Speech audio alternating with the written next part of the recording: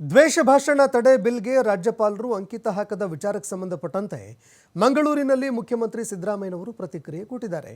ಅದು ಸರ್ವಾನುಮತದಿಂದ ಪಾಸ್ ಆಗಿರುವಂತಹ ಬಿಲ್ ತಿರಸ್ಕಾರನೂ ಮಾಡಿಲ್ಲ, ವಾಪಸ್ ಕೂಡ ಕಳಿಸಿಲ್ಲ, ಅದಕ್ಕೆ ಆಕ್ಷೇಪಣೆ ಕೂಡ ಸಲ್ಲಿಕೆ ಮಾಡಿಲ್ಲ.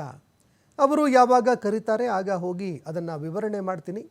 ಮಂಗಳೂರಿನಲ್ಲಿ ಮುಖ್ಯಮಂತ್ರಿ ಸಿದ್ದರಾಮಯ್ಯನವರು ಆ ದ್ವೇಷ ಭಾಷಣ ತಡೆ ಬಿಲ್ ಬಗ್ಗೆ ಸ್ಪಷ್ಟೀಕರಣ ಕೊಟ್ಟಿದ್ದಾರೆ. ಹೋಗಿ ಎಕ್ಸ್ಪ್ಲೈನ್ ಮಾಡ್ತೀವಿ. ಅದು ಸರ್ವಾನುಮತದಿಂದ ಪಾಸ್ ಆಗಿರ್ತಕ್ಕಂಥ ಬಿಲ್ಲು.